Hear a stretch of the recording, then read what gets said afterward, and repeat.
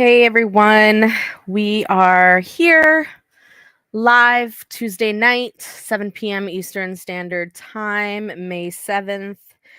Did I say Sunday? I meant Tuesday. I hope I didn't say Sunday. My bad. I have some stuff on my mind.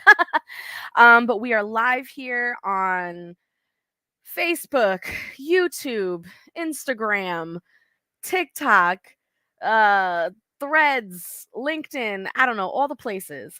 So here's the deal. If you guys are on here right now, number one, thank you. I appreciate you for being on here. But because this is a book club, if you want to follow along, if you want to read along with me, my suggestion is that you go to my YouTube channel and or my Facebook, because I will be sharing screen with you guys. And this is specifically talking to you on TikTok. Instagram, I think, is the only other one. No. Actually, Instagram will also get the share. Cool. So TikTok, you would be the only ones that if you want to read along with me, go to my Facebook or my Instagram or my YouTube so that you can see the book that we're reading together. Otherwise, you're just going to hear me reading. But please leave your comments, because I'm only going to read for a short period of time, and then we're going to go into questions, etc. So, feel free to ask the questions as we move through the book. It's a very, very dense book, as per usual, right? So speaking of which, so we meet up here every Tuesday, 7 p.m. Eastern Standard Time, and it is for the purpose of reading a spiritual text.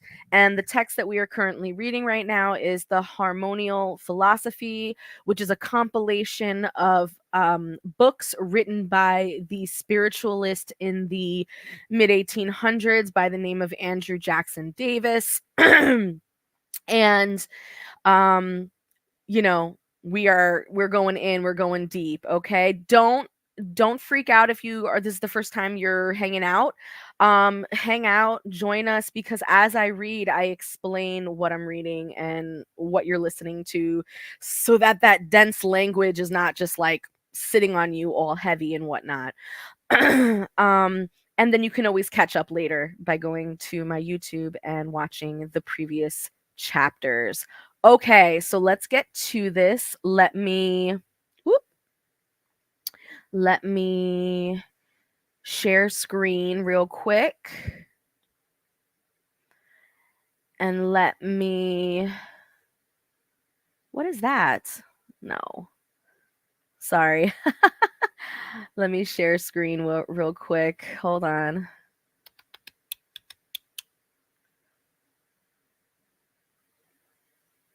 Where are you? There you are.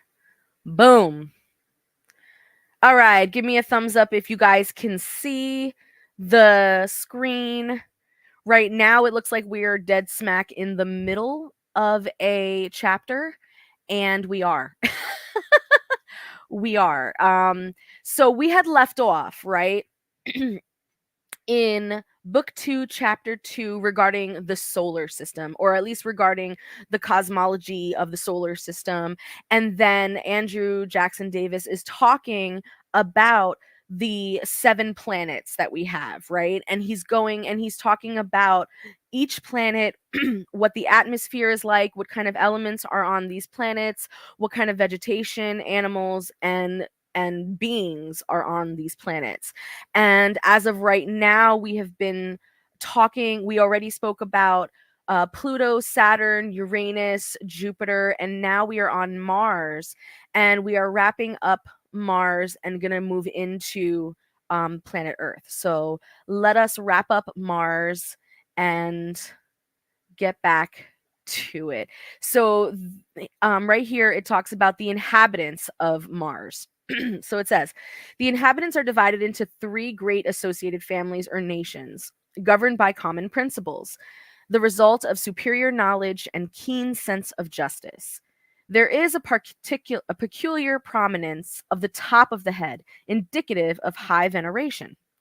Cerebrum and cerebellum correspond in form and size, the latter extending upward at the junction of the 2 brains, rendering them highly susceptible of interior and true affection. Their form nearly approaches that of man on earth, but is of more perfect symmetry. Their movements exhibit a peculiar dignity and air of exaltation, reflecting reflections of an inward reality. The upper part of the face has a peculiar yellowish cast, with radiations from forehead and eyes, and also from the blush of the cheeks. The lower part is of different color, being rather dark, though suffused by the radiations mentioned. There is no beard, but the dark tinge also encompasses the neck and the ears, extending backwards and joining with the hair on the back of the neck. The top of the head is free from any such appearances. The structure is not tall, and as to physical appearance, that which is beauty to them would be to us highly repellent, the standard in both cases resulting from habitual modes of thought rather than from knowledge of that which is intrinsically perfect. The only standard of beauty on any earth in the universe is that which obtains the general approbation of the society. Excuse me so much. Okay. The attitude of these humanities is modest, and the female form is characterized by great um, delicacy, symmetry, and straightness, accompanied by affability and courtesy. The settlements and inhabitants of the race are situated near the equator, and a high degree of harmony obtains throughout. But as they have digressed a little from natural law, there is some imperfection among them. Neither moral nor physical disease are, however, known. There are no arbitrary laws, and hence none of the inequalities which result therefrom. Possessing a high moral principle, they are obedient to that which it dictates, such obedience being ensured by union of interests and by affections of desires being centered in the workings of good righteousness. Their minds are constantly open to the reception of all high things, light, life, and purity. The science of correspondence gives them knowledge of internal truths. The light which they receive from the sun testifies to them concerning the light of celestial love. And from the materials and form of their planet, they infer a principle of motion. From the vegetable, they infer motion and life. From the animal existence, they infer sensation, while from the organization of man, they conceive motion, life, sensation, in the union of these with intelligence. From such data, they endeavor to understand their spiritual principle, which, however, is incapable of self comprehension and is obscure to them as it is to us. You guys heard that? So this little, from the data that they understand of this planet, which is the planet Mars that we're talking about, right? The spirit beings here um uh they endeavor to understand their spiritual principle in the same way that we do, and they are also incapable of self-comprehension, and that it is obscure to them in the same way that it is for us.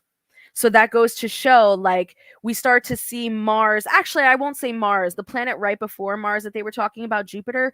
We start to see the slight distance from the central sun, if you will, or a slight distance from the purity, that we start to see the variations of what that looks like in their society, right? And in this particular situation, their spiritual is starting to reflect closer to what we're going to see here on earth, right? So again, those of you on TikTok, if you want to read along with me, go to my YouTube, so that you can read the book with me. I have the screen up, okay? Their knowledge, being pure and truthful, begets affection. Their aspirations are high and pure, and our loftiness conceptions cannot transcend the peace that dwells among them. Sentiments arising in their minds become impressed instantly upon their countenances. Their soft blue eyes are their most powerful agents in conversation, eye speaking to eye. In their social relations, they display the deepest attachment. Thus do peace, truth, and love abound with them universally. Light, life, and knowledge serve as an index of higher and more perfect spheres, such is the condition of dwellers on the fourth planet, which is Earth. So now we're going to get into Earth. Let me take a quick swig of my water because my allergies are kicking my ass, you guys, kicking it.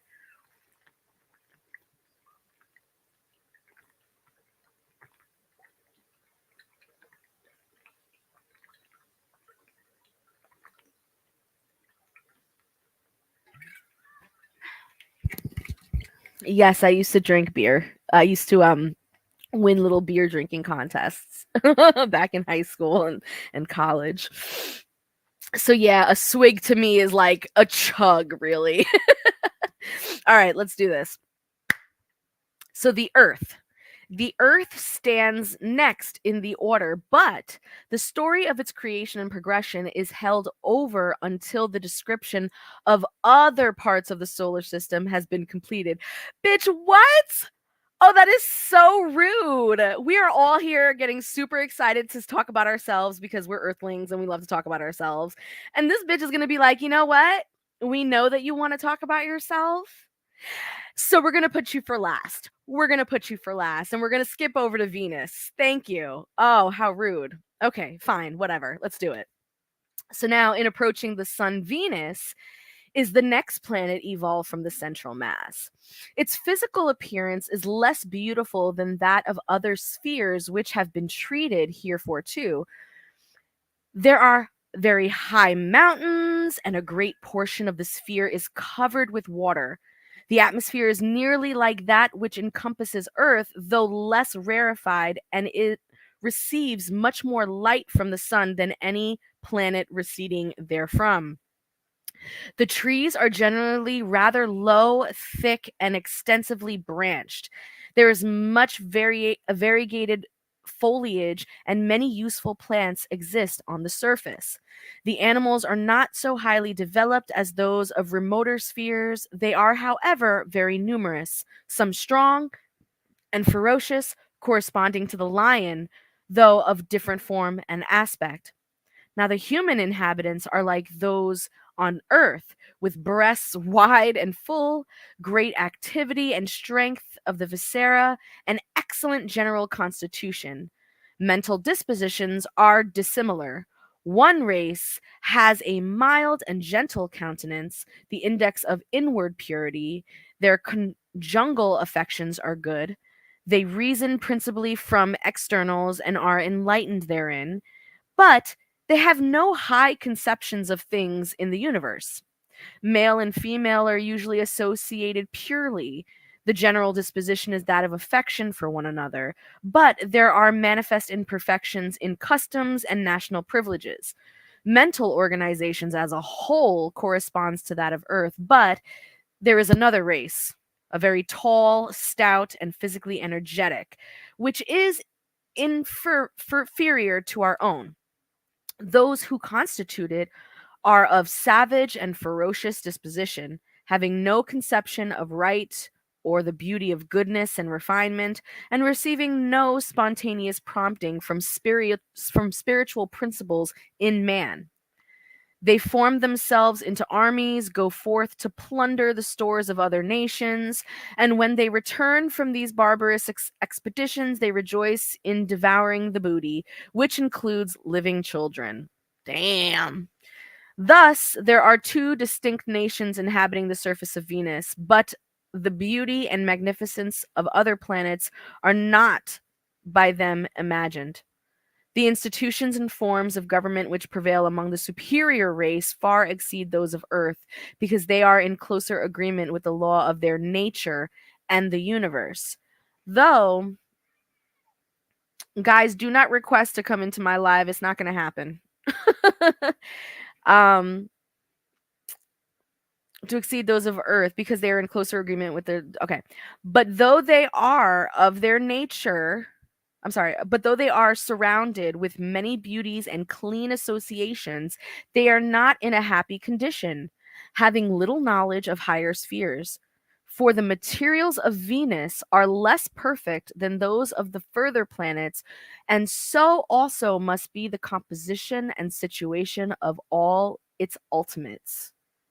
Damn. Now we get into Mercury and the spirits and the situation of Mercury. So let's get that. The atmosphere surrounding Mercury is exceedingly luminous, though the light and the heat derived from the sun are not so excessive as might be supposed, for the materials of this planet have not much affinity either for light or heat. It rejects, therefore, that which would be otherwise received and retains what is suitable to sustain life and action among the forms upon its surface. Some portions of the planet are very uneven, while others are smooth and beautiful. The vegetable productions are neither so refined nor so numerous as those of other spheres. There are only three general classes of plants, of which the highest are but a few inches.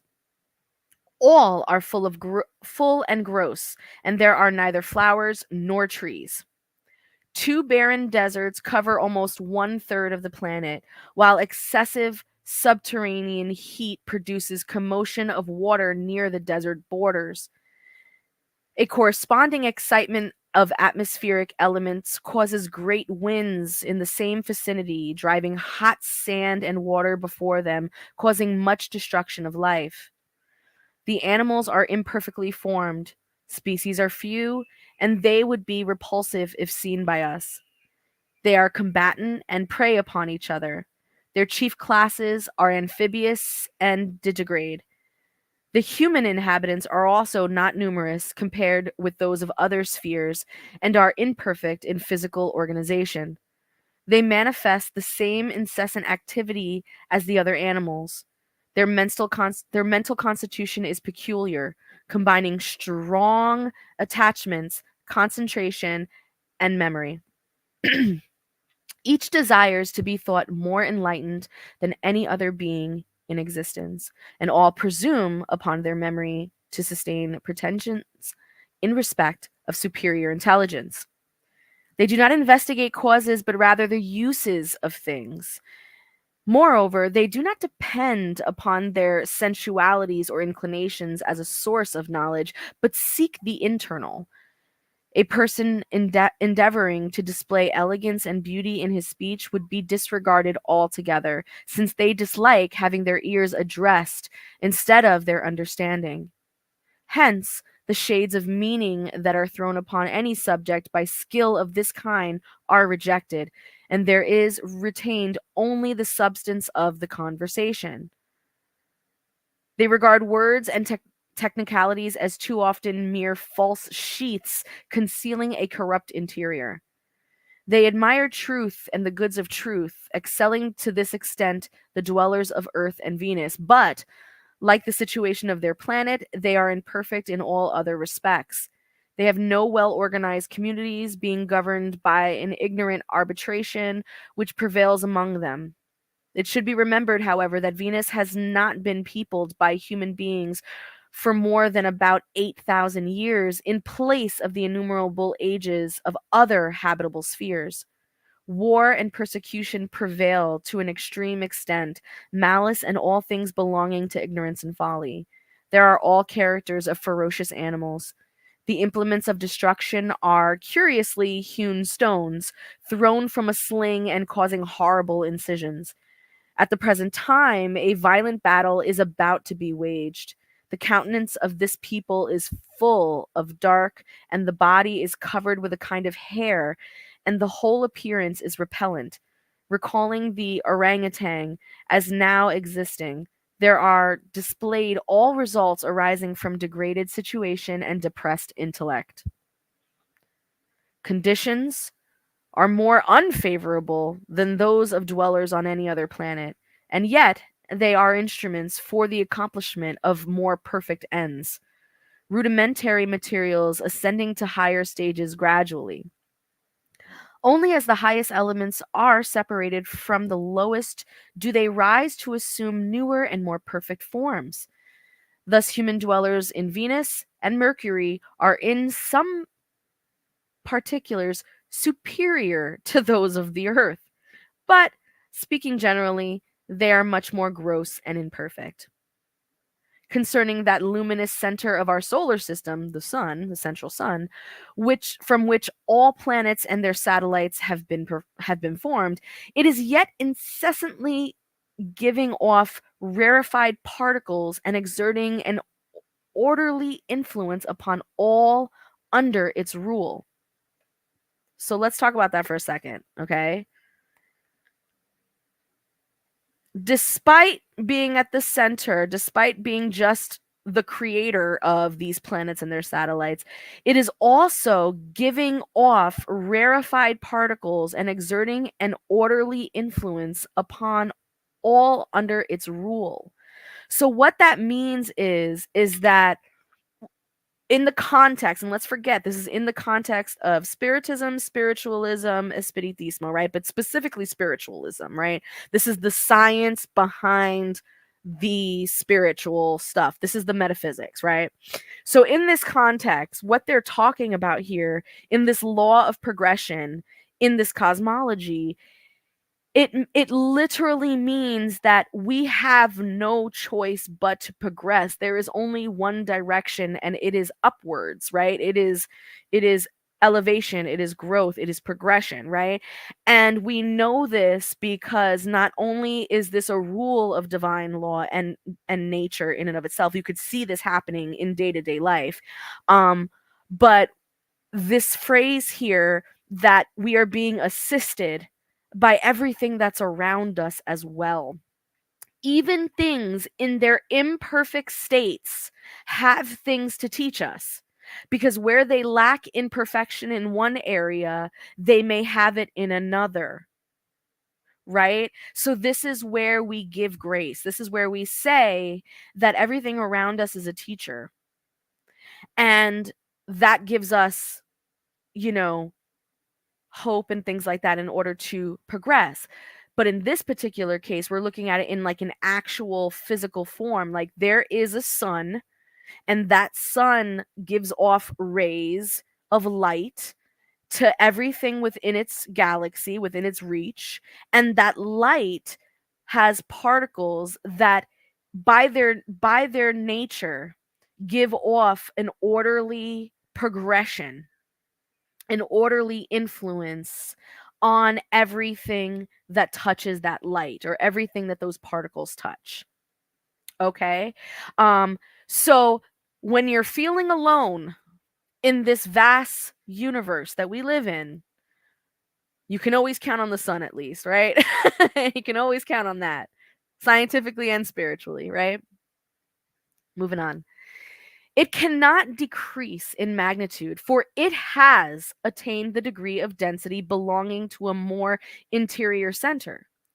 It is counterbalanced by the magnitude of its whole planetary system, and has formed all that is substance can well produce, and the whole is conjoined harmoniously, having motions in accordance with established law of gravitation and order and uniformity manifested from first to last. You get that?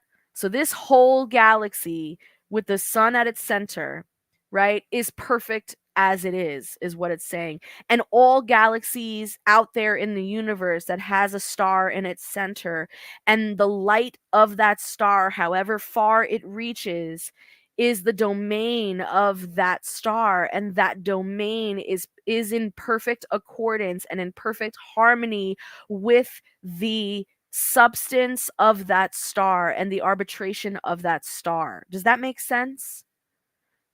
Does that make sense, you guys? So our solar system, our central sun, has a vibration. That sun has its own substance, its own mechanism.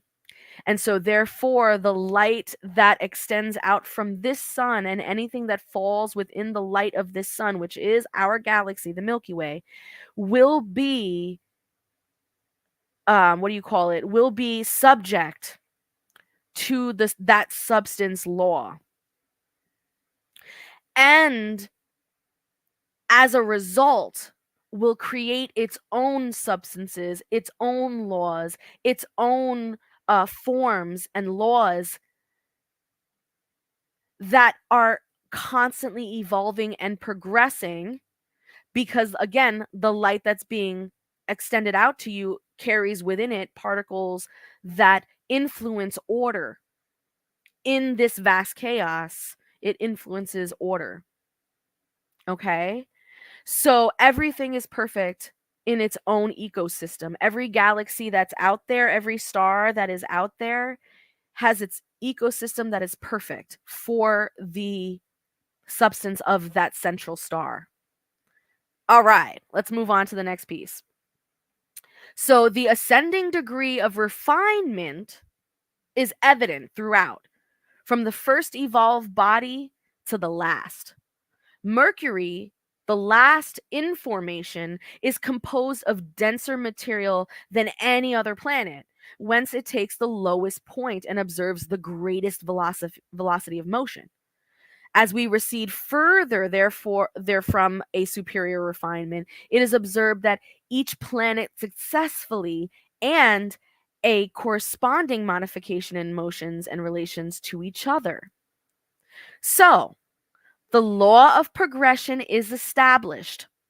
Though in comparison with Jupiter and Saturn, retrogression may seem to be indicated by the less perfect planets which were formed subsequently, but it must be remembered that the lowest contains the highest undeveloped, while the highest pervades the lowest.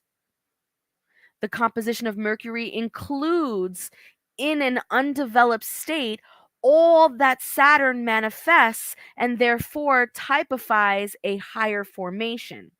So, what are they saying here, you guys? What are they saying? They're saying that in the law of progression, right? If we were going to apply this to our galaxy, they're saying that the planets that are closest to the sun are the densest, they are the heaviest in terms of spiritual potential.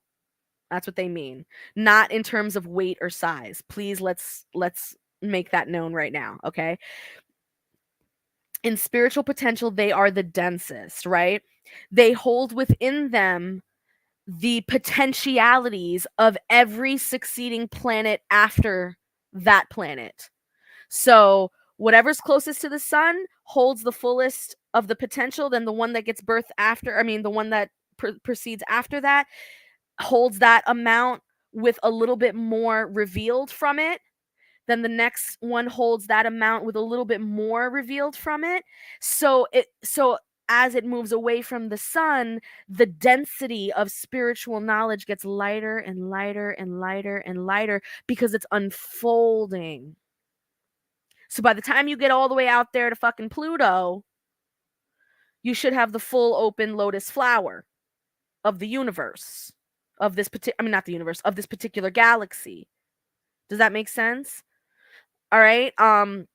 But at the same time, every planet between Pluto and the one that's closest to the sun, the Mercury that's close to the sun, everything in between still has that potentiality.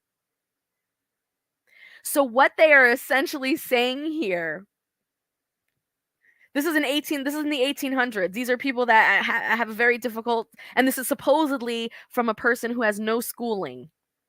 This is him channeling a spirit. So supposedly this is some intelligent being. But check this out. What they are essentially saying is, and it's already been proven, the universe is expanding. The universe is expanding. Our galaxy is expanding.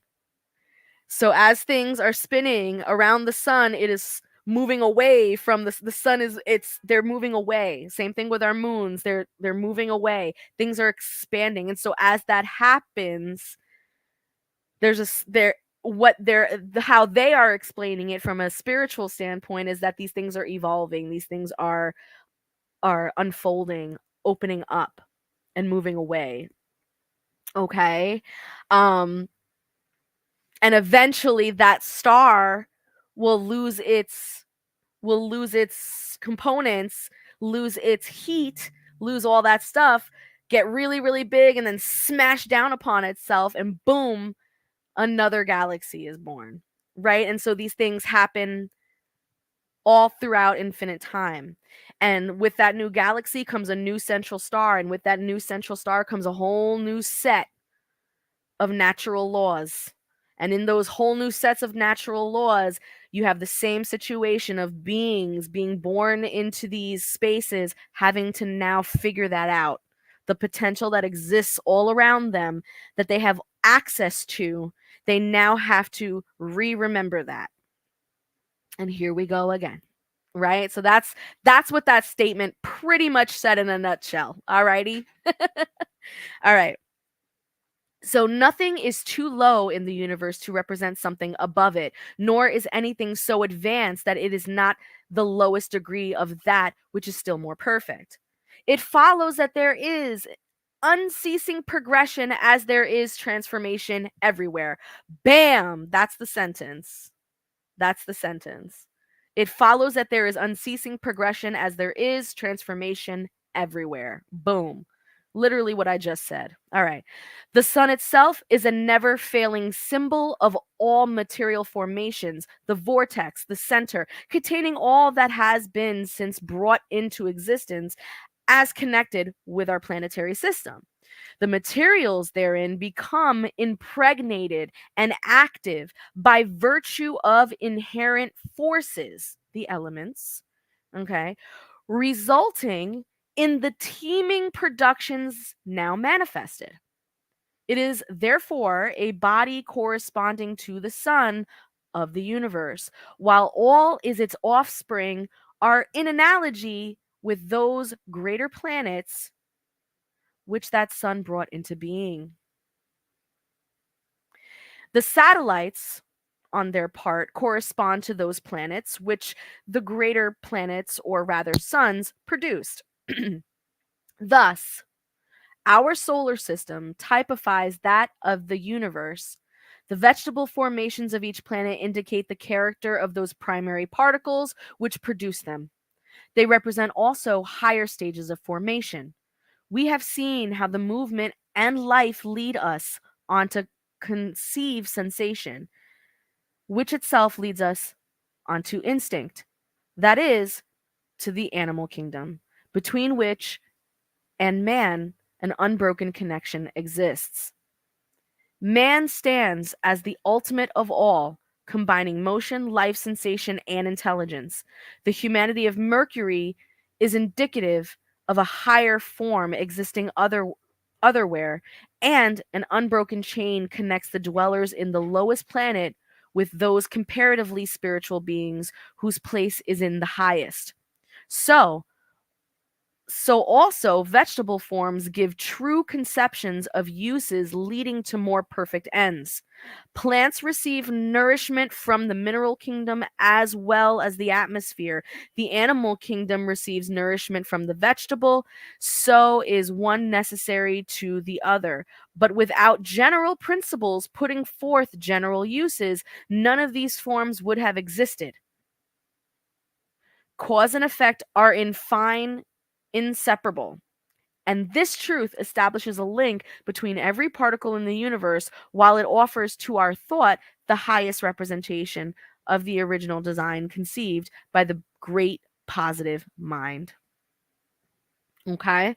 So, what they're essentially saying here is that the same way in which all of these planets, from the densest to the lightest spiritually, how they all uh, are part of each other and exist for each other, it is the same on a microcosmic scale with regards to our planet and our ecosystem. So the animals rely on the plants rely on the mineral kingdom and the sun, and we rely on all of it. We rely on a compilation of all of it, on the totality, on the sum of all of it. So people cannot just be just vegetarian, or cannot just be just meat eaters. They cannot just be just fasting and living off of sunlight, or just, eating dirt. We are literally a compilation. We are the sum of all of those things. And so therefore we must be a part of that and partake of that as well, right? And that's if you want to. I mean, I'm not telling you what to do. I don't give a shit what you eat. You want to be a vegan? You do your thing, right? Okay. So, in our solar system are all the things in the universe represented. And as it is impossible for the mind to form an adequate conception of anything beyond the harmonies system, the harmonious system to which we belong, here is the appropriate field for present investigation. Thought is unlimited, but thought is not knowledge. Woo! Woo! Thought is unlimited, but thought is not knowledge. Bitch, do not believe everything you think. You are not. No. Thoughts come and go, opinions come and go. Thoughts are not knowledge. Okay? Within our comprehension, however, lies the great law of correspondence, the knowledge of which leads to peace and happiness. We all know the laws of correspondence, right? If not, don't worry, I got you. So we finally finished chapter 2, but I'm going to now kind of go back because we have a lot of footnotes to cover to explain certain things. So let me just go back real quick, a couple of pages, because there's a few footnotes so that we make sure we all understand what we're talking about. And I'll explain what each of those footnotes mean, obviously. In the meantime, ask your questions, right? We want to make sure we get to everybody's questions. Man, this chapter's long. I didn't realize how long this chapter was. Here it is. Okay. So book 2, chapter 2, which is the solar system, which we just read, comes from the book The Principles of Nature, right? So here we go. The origin of planets from their parent sun is described elsewhere as follows. Within the circumference of the sun, elementary particles of matter gather about a nucleus which continues to increase in dimensions and variety of parts, gradually advancing in its endless revolutions, revolutions toward the outer surface of its fiery orb, till it approaches the extreme verge. It has increased in density and consequent specific gravity, till at length it breaks loose from its parent and flies off at a tangent into illimitable space. It has at first the eccentric movement of a comet, which is in fact a newborn Earth or planet, the extreme fluidity and rarefaction of its particles, their feeble cohesive attraction, and together with the irregular orbital and auxiliary movements give the new body a curious elongated form. It happens sometimes that the caudal extremity is so long drawn out and consequently so remote from its center of gravity that a part or parts may become detached. These are henceforward, and then it has to go down here, satellites or moons, which continue to revolve around and within the orbit of the new Earth. All right. So when we were reading that chapter, every time he referred to a satellite, he was referring to the moon of a particular planet or the moons, because many planets have more than one. In the lapse of ages, the attractive and repulsive or centripetal or centrifugal forces become equalized. The outer surfaces have locked up a large portion of the free caloric within the embrace of their own substance and have thus condensed and hardened. A globular form has succeeded the oblate sphere, and regular orbit is defined and maintained.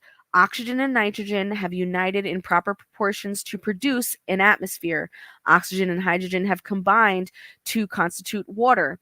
Numerous other combinations have brought solid and permanent forms out of the amorphous mass of elementary materials. In all this beautiful, harmonious, and ever progressive development, oxygen has played a conspicuous part as a positive, energizing, vitalizing principle. It appears to have grasped and held fast in its embrace the very germs of vitality. Phosphorus is another form of its tangible development not yet understood by chemists and physiologists. As no living planet or animal can exist in its absence, it is always found in the seeds and germinated principles, in the substance of bone, brain, and nerves, and in yet other parts of organized and animated natures.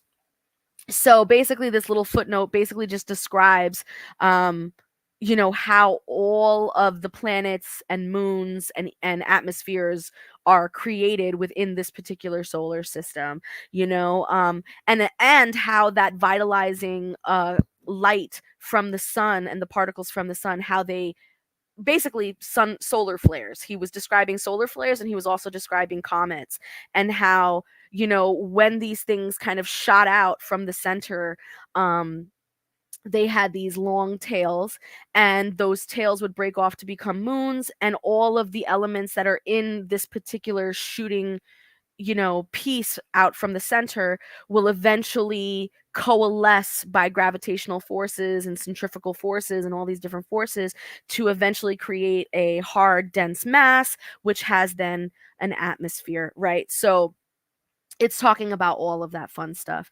It is an interesting fact that the enumeration of 9 planets by Davis anteceded the discovery of Neptune. Boom. So that was in the footnote right here. So again, we're talking about a man who is supposed to not have any education, channeling a very intelligent spirit, who is now speaking of 9 planets back when there was only 7, when Pluto wasn't considered one, and it was back when it was only 7, and Neptune hadn't been discovered yet. Woo, bitch, what? Anyway, let's go back to this next footnote down here. Okay. So there is a very curious account of the possible state of astronomy on the planet of Saturn, supposing that it is inhabited by intelligent observers. The effect is heightened by a hypothetical picture of the planet at midnight in the middle summer, 20th degree of latitude. The rings promontory jutting out into the sea. An unversed reader will be astonished at the literature concerning the possible habitation of planets from the days of Kircher and his book. According to this learned Jesuit of the 17th century, Saturn is a mournful domain. Its angels have a scythe in the left hand, poisons in the right, and with these they deal vengeance upon the unjust oppressors of earth. What? That's according to a 17th century writer. And it the reason why he's bringing this up in the footnote is because there is a similarity in terms of character of what Jackson described as the beings of Saturn to this, in terms of opposition. When he was talking about Saturn's people, they were a little bit more, light. They were much more light beings, whereas this 7th century author talked about them as like being really, really nasty creatures. Interesting. Very interesting. Okay, what does this footnote say? So this footnote says, it is said in another revelation, which at least substantially applies also to Jupiter, that the people of Saturn, owing to their exceeding refinement, purity, and inwardness, are in constant fellowship with those who have passed on through the gate of death. The rarefaction of the atmosphere compared with that of Earth conduces to this end. The social elements and enjoyments are as high and harmonious as in many portions of the summer land on that side of it which looks toward the solar system. There is also a spiritual meaning, a disembodied population associating with the almost spiritual but embodied inhabitants. The fact offers to those who can see an illustration of that which, in times to come, will be an experience also on earth. It is affirmed further, presumably as collateral explanation, on the communion under notice, that the orbits of Saturn, Jupiter, and Mars pass through the heavens above the northern edge of the spiritual zone. And these are comments that were written from Davis's book of Our Heavenly Home. That's the name of the book. Okay. This next footnote talks about, in his psychic descriptions of Earth in the solar system, Andrew Jackson Davis was preceded by Swedenborg with occasionally different findings as to their inhabitants. According to the Swedish seer, the people of Saturn are upright and modest, having little solicitude about food or raiment. They subsist on fruits and pulse, wearing light clothing only, with a coarse upper garment to keep out the cold.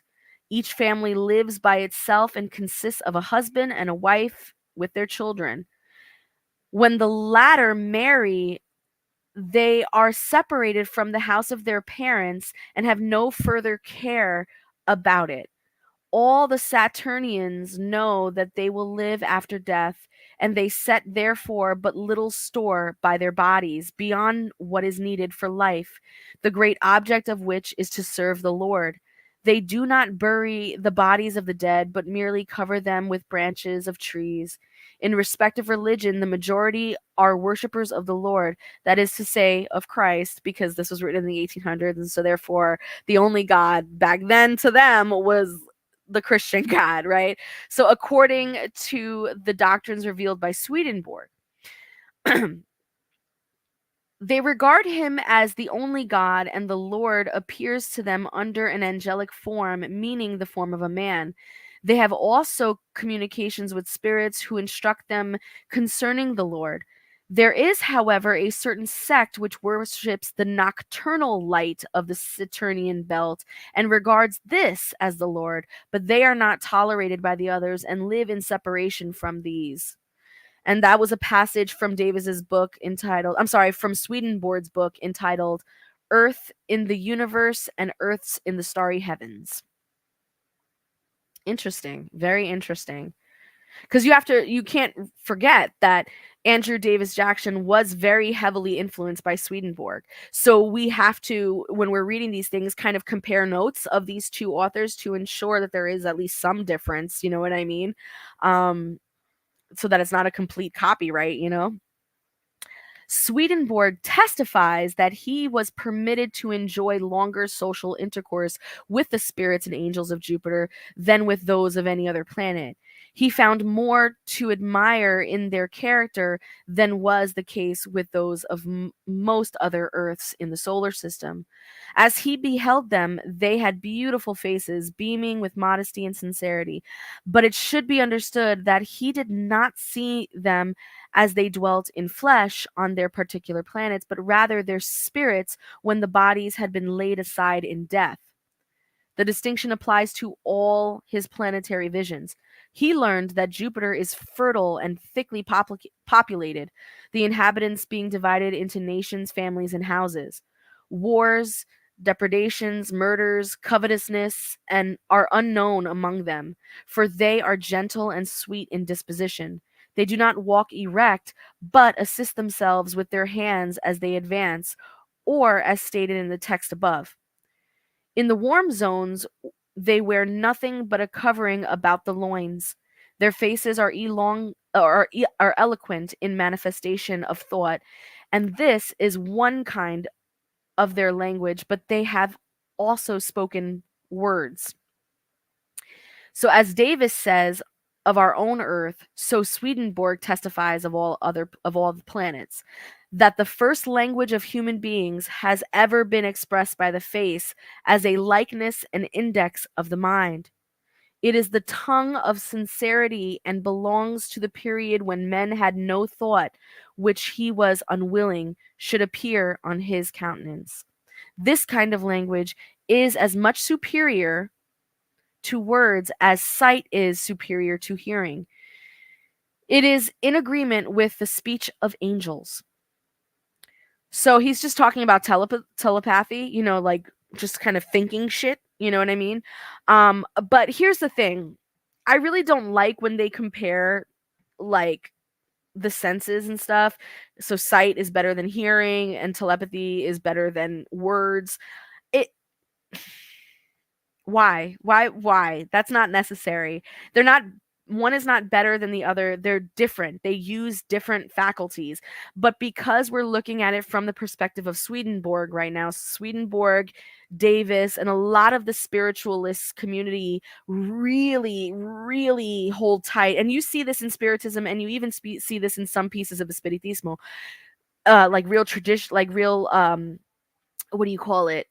It's whatever, it doesn't matter. But it's sort of like this they really hold tight to this purity culture, to this must be better than this. There has to be ranking, there has to be categories of purity, categories of enlightenment, categories of or levels of progression, which in terms of writing it down for the average person, in terms of understanding how these things work, sure, you can place these things into categories and levels and stuff, but when you really think about how we do things, it's really arbitrary to do that. It's more just your ears are for this, your eyes are for that, your mind is for this, your mouth is for that. Like, it's not about one being better than the other. You know what I mean? It's about, you get what I'm saying. I'm just being a pain in the ass. Anyway, let me take another swig because my allergies, man. I'm really sorry.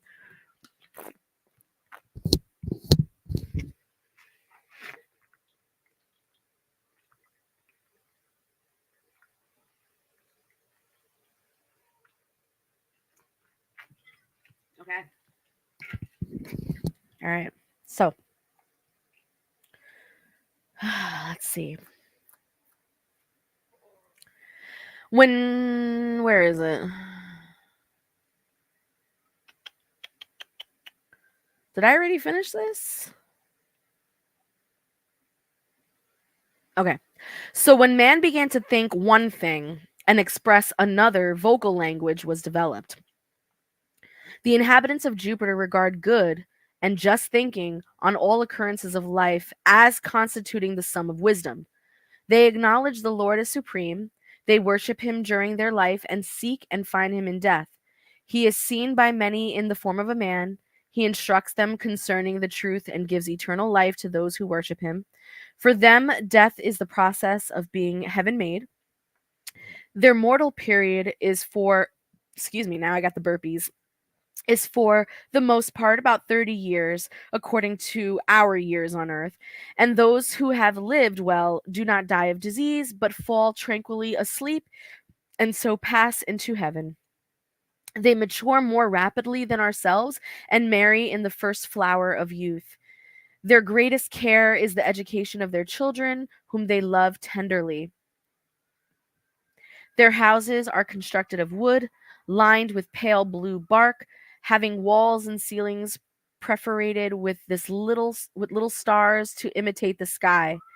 They regard the stars as abodes of angels. They use tents also as refuge from noonday heat. It is difficult to think that Davis did not owe anything to his illustrious predecessor. Yeah, because again, so Davis claims to not have known about a lot of this stuff, but we see very heavy influences of Swedenborg and his stuff for sure. It is on record that Davis received a multitude of communications urging that some explanation of this passage was desirable, or alternatively dwelling on its absurdity. But he never altered or expunged anything until he had acquired some explicit and comprehensible reason for doing so. After many years, he received, however, another revelation or vision in which he learned that the above posture represented an attitude assumed in the religious ceremonies of a peculiar brotherhood. Compare, however, the revelation of Swedenborg just quoted. So in here, he's talking about the inhabitants of Jupiter. Okay. The clairvoyance of Davis did not lead him to perceive or conjecture the existence of other asteroids. It may be mentioned that the discovery of Astrea, which is an asteroid, was almost coincident with the publication of the Principles of Nature. The hypothesis of Davis concerning the origin of the minor planets has no foundation.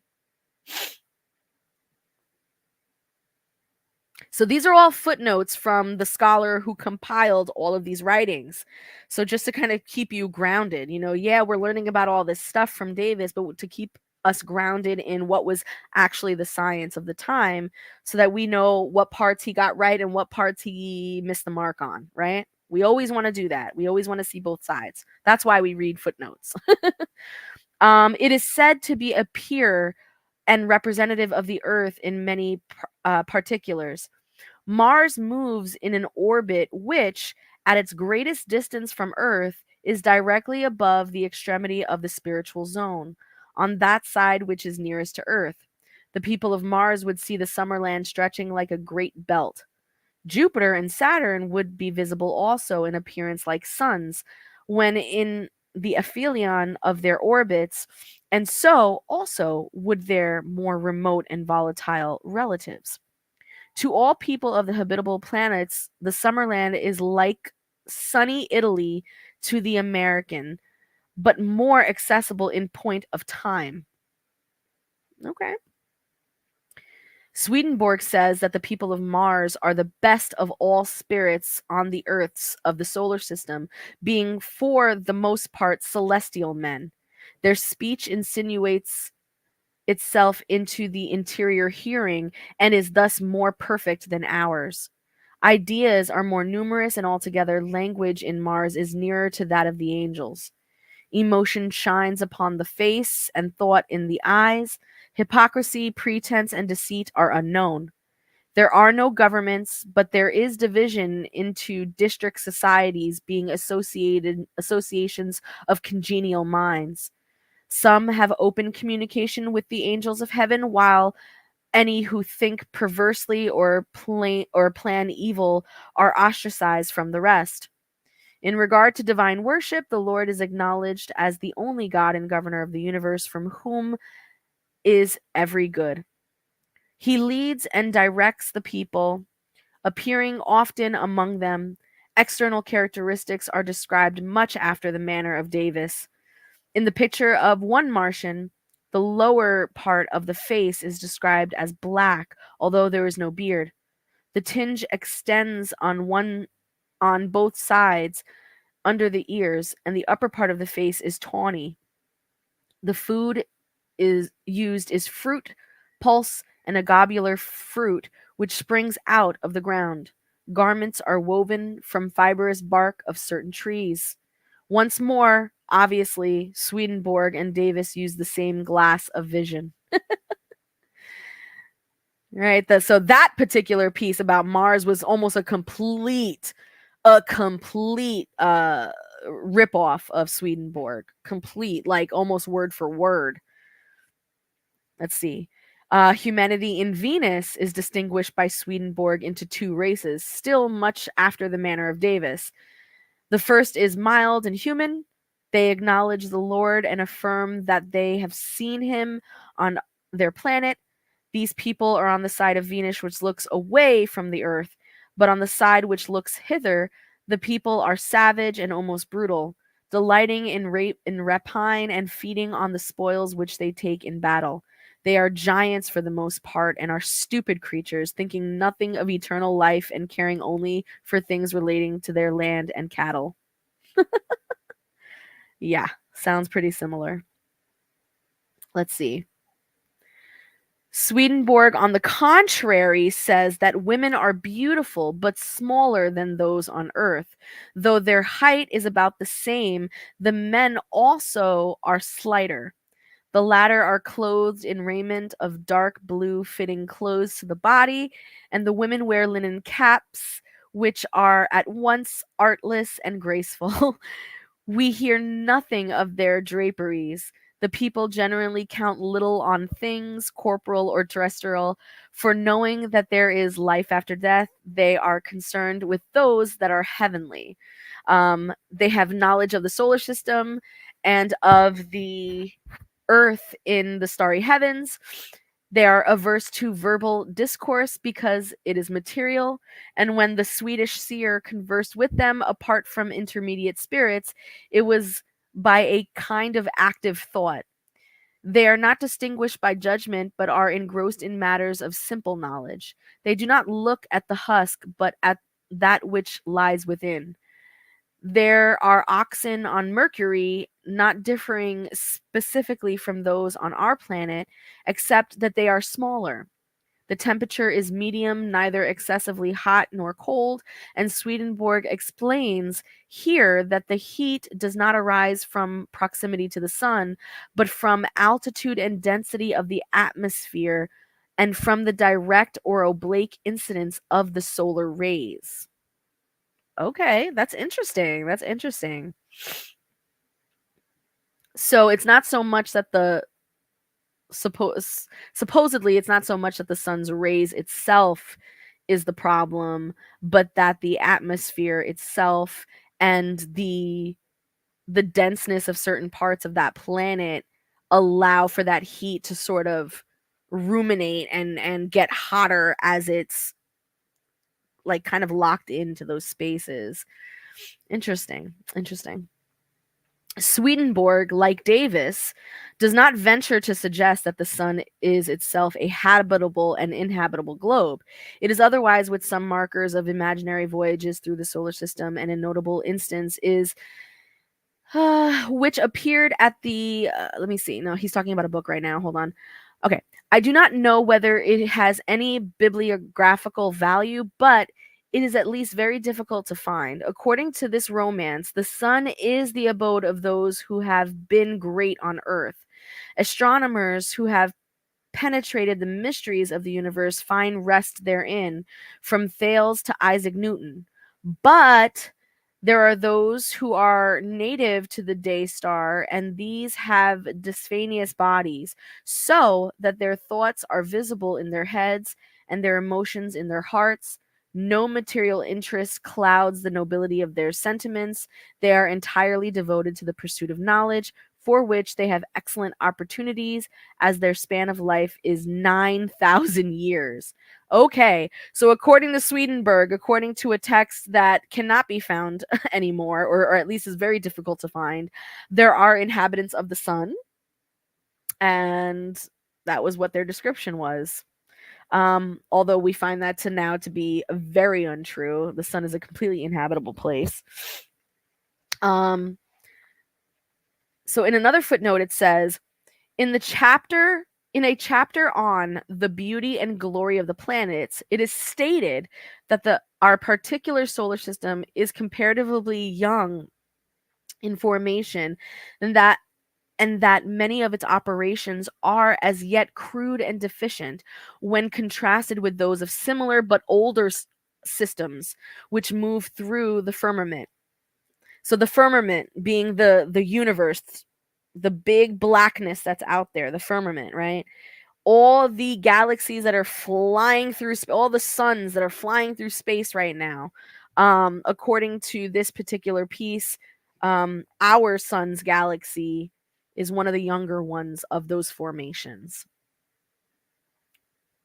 The surface and climates of the Earth appear to be notable instances of crudity in form and in operation. Okay. All right. So we have hit that was the last footnote. We are now going to go into chapter 3 of this book, and that is called The Days of Creation. However, we're not doing it tonight because I only read for 45 minutes, and actually I read for an hour tonight. So now let's take your questions. Let's talk about things. Oh my God. What happened? You guys didn't see the Oh no, you guys didn't see the scripture? Oh damn. Oh, Dulce, thank you. Very nice. Thank you. Hi, Lavetta. TikTok, what do we got? Let me go back here and look at all these people coming in and out and in and out and in and out of this live, not saying nothing. Blah, blah, blah. I'm not even getting like, hey, what book are you reading? I'm not getting that. Really? You guys, nobody reads, man. Nobody reads. That's why everybody's so stupid. Nobody reads. That's why critical thinking is at an all-time high, an all-time fucking. It's on the nearly extinct species list. Right? Seriously. Come on, y'all. Let's read. We need to read more. And if you don't want to read, then listen to me read. And if you can't listen to me read, I don't know what to tell you. I don't know. But what kind of questions we got? What kind of spiritual questions we got?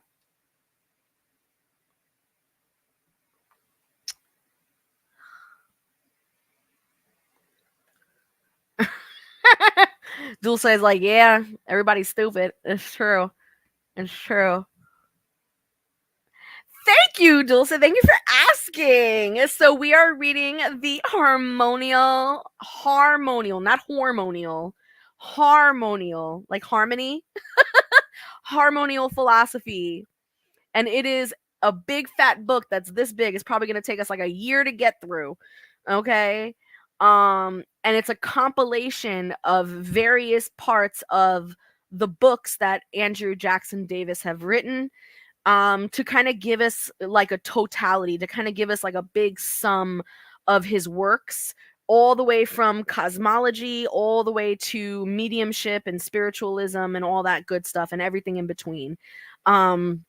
So yeah, we're gonna definitely get through this together. It's a lot to digest. It's very clunky and chunky, and it's written in 1800s language, and yeah, but we're gonna get through it. We're gonna get through it together. All right. Anybody else? Anybody else? All right. Well, then, if you guys do not have any further questions, do not be shy to send me an email later, asking me a question, or just leaving the comment in there, and I will get to it at a later date. Either way, this is always going to be for you guys Tuesday nights, 7 p.m. Eastern Standard Time. We have our book club. We do this thing live on all the platforms. Okay. What else do you guys need to know? What else do you need to know? Oh, there's a promotion going on my website right now, you guys. My readings are anywhere from $80 to $125, depending on what you're getting done, right? I have a promotion right now where 50% off. 50% off. That means you guys are spending like not even $40 on almost an hour of a reading. Not even $40, bro. So get your asses over to my website, type in the code Mayflowers2450. Mayflowers2450. All right? And you will get 50% off of my readings. And this coupon, this promo code is valid for the entire month of May. The entire month of May. So Mother's Day is coming up this Sunday. Get your mama a gift and get her a reading for really reals. All right, guys. Much love. Make sure you like, comment, share, subscribe to all of my channels. Make sure you get on my email list to keep up with what's going on, classes that I'm teaching, etc., etc. And I will see you guys next week. This is how we grow, y'all. Have a good night.